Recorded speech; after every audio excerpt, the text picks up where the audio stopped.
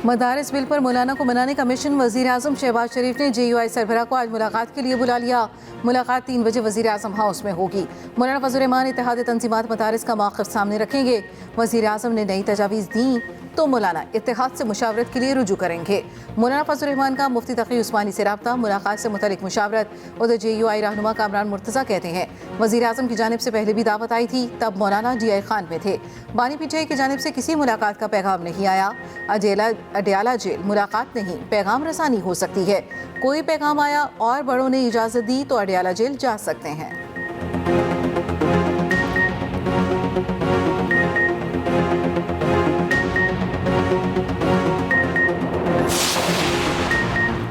जिला कुरम की सूरत हाल पर सूबाई एपेक्स कमेटी का इजलास आज होगा। इजलास की सदारत वज़ीर आला अली अमीन गंडापुर करेंगे। आला सिविल और अस्करी क़यादत, वज़रा और दीगर हुकाम शरीक होंगे।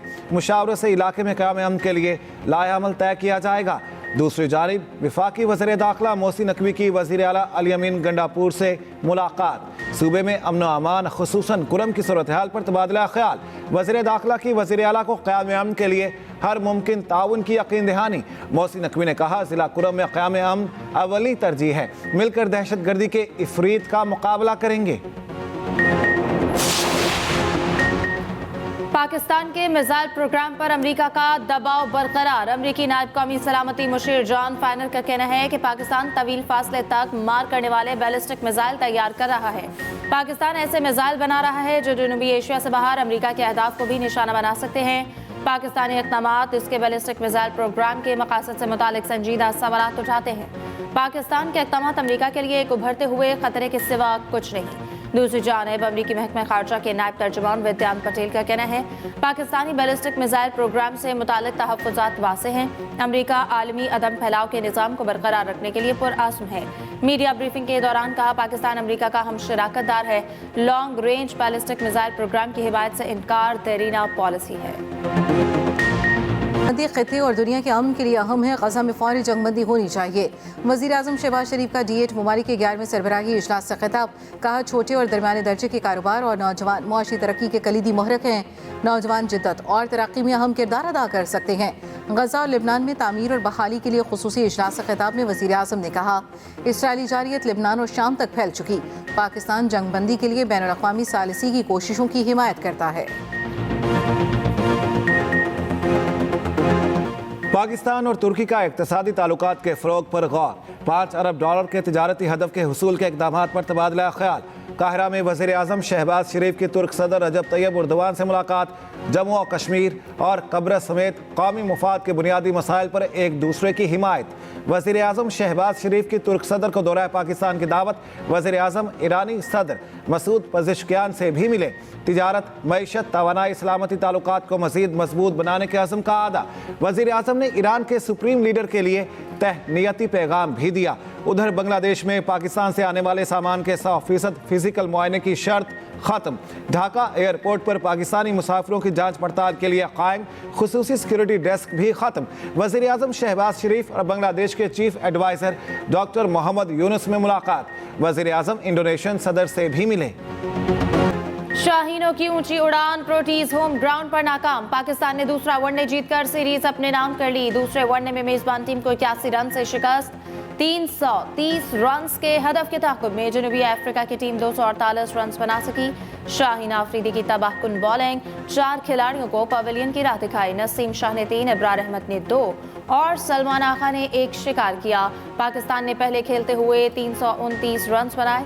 कप्तान मोहम्मद रिजवान ने 80 और बाबर आजम ने 73 रन बनाए।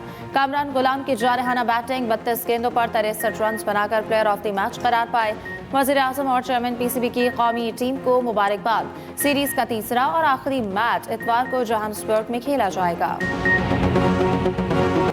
बिलावल भुट्टो का वज़ीर आज़म से हाई पावर बोर्ड में बतौर रुकन शामिल करने का मुतालबा। ग्रेड 22 में अफसरों की तरक्की के लिए सेंट्रल सिलेक्शन बोर्ड का इजलास 16 माह से ना हो सका।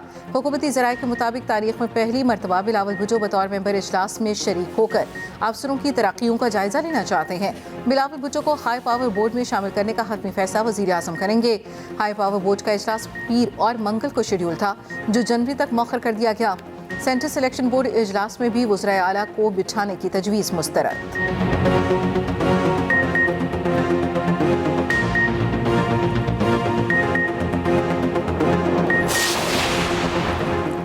अपोजिशन और हुकूमती अरकान को साथ लेकर चलना चाहते हैं। मुल्क में सियासी तकसीम के खात्मे के लिए स्पीकर्स अहम किरदार अदा करेंगे। स्पीकर कौमी असम्बली अयाज सादी का स्पीकर्स कॉन्फ्रेंस से इख्तितामी खिताब किया और कहा अपनी असम्बली को मजीद फाल बनाना होगा। चेयरमैन सेनेट यूसुफ रजा गिलानी ने कहा पार्लियामेंट ने अवाम को सहूलियात की फ्राहमी के लिए बेहतरीन कानून साजी की। अवाम को बुनियादी हुकूक की फ्राहमी के लिए पार्लियामानी निज़ाम अहम है। बाला इलाकों में शदीद ठंड ने हर चीज जमा दी। कोयटा में सड़कों पर खड़ा पानी जम गया। घरों में पानी के पाइप जमने के बाद शहरी परेशान। स्कर्दू में दर्जा हरारत -9 रिकॉर्ड। कोयटा और गिलगित बल्तिस्तान में -7। मुजफ्फराबाद में 1 सेंटीग्रेड रिकॉर्ड। मरी में -3। इस्लामाबाद में -1। लाहौर में 4 रिकॉर्ड किया गया।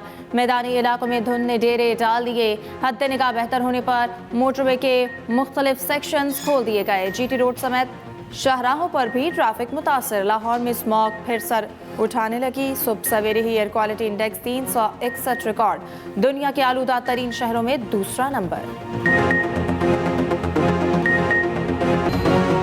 3 रोज शदीद मंदी के बाद पाकिस्तान स्टॉक मार्केट में मस्बत रुझान। कारोबार के दौरान 1000 से ज्यादा पॉइंट्स का इजाफा। इंडेक्स की 1,07,293 पॉइंट्स पर ट्रेडिंग। इंटरबैंक में डॉलर 7 पैसे सस्ता ₹278.28 का हो गया।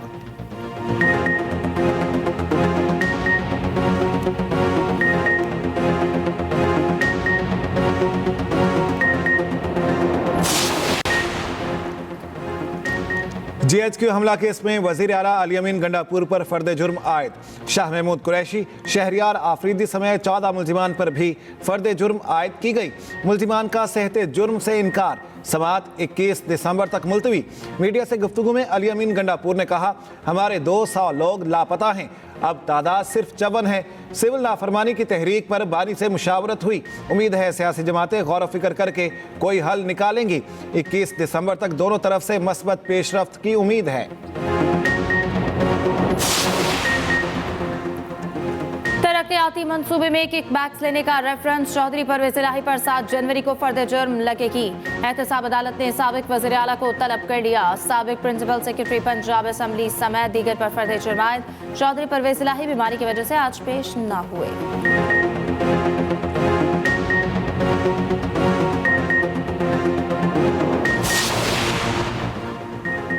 इस्लामाबाद हाई कोर्ट ने NA 48 में भी ट्रिब्यूनल को कार्रवाई से रोक दिया। PTI उम्मीदवार अली बुखारी की दरखास्त पर हुक्म इम्तना जारी।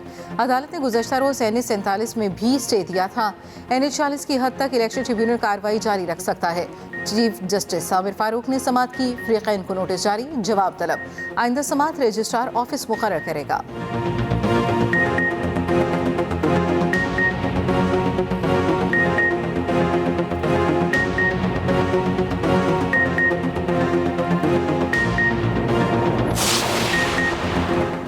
JUI रहनुमा डॉक्टर खालिद महमूद सुमरो कत्ल केस। ATC जज अब्दुर्रहमान काजी ने महफूज फैसला सुना दिया। 6 मुल्जिमान को जुर्म साबित होने पर उम्र कैद और जुर्माने की सजा। कत्ल और दहशतगर्दी के इल्जाम में उम्र कैद, असलहा रखने पर 7 साल कैद की सजा सुनाई गई। तमाम मुल्जिमान 2014 से सेंट्रल जेल में कैद हैं। मौलाना राशिद सुमरो का कहना है जुर्म साबित होने पर सजाए मौत होनी चाहिए। हाई कोर्ट का दरवाजा खटखटाएंगे। यकजहती, हमदर्दी और मसावत का क़याम ही पुरअमन मुआशरे की बुनियाद है। इंसानी यकजहती से ही गुर्बत और मुआशरती नाहमवारी का खात्मा मुमकिन है। वज़ीर आला पंजाब मरीम नवाज का इंसानी यकजहती के आलमी दिन पर पैगाम। कहा हुकूमत पंजाब इंसानी खिदमत के उसूलों पर अमल पैरा है। हुकूमत की तमाम तर पॉलिसीज़ कमज़ोर तबक़ात की फलाह के लिए वक़्फ़ है।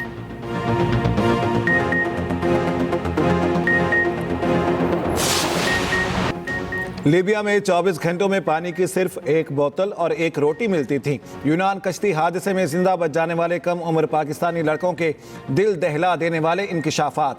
बिलाल, सफदर, उमैर, अबू हुरैरा ने बताया यूनान जाने वाली कश्ती पर ज़बरदस्ती सवार करवाया गया। लीबिया में हम पर तशद्दुद किया जाता था। हम वापस आना चाहते थे मगर वापस नहीं आने दिया गया। IPPs को टेक एंड पे मॉडल के खात्मे से कैपेसिटी पेमेंट की अदायगी रोकने की तैयारी। एनर्जी टास्क फोर्स और IPPs के दरमियान इत्तफाक। मुआहदे के जरिए 300 अरब रुपए तक की बचत मुतवक्के। हुकूमती इस्लाहात के नतीजे में टैरिफ में 3.5 से 6.5 रुपए यूनिट कमी का इम्कान।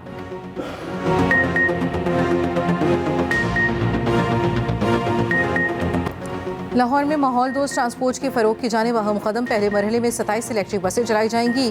महकमे ट्रांसपोर्ट ने तस्वीर जारी कर दी। दूसरे मरहले में बहावलपुर, मुल्तान, फैसलाबाद और रावलपिंडी में भी इको फ्रेंडली बसें चलाई जाएंगी।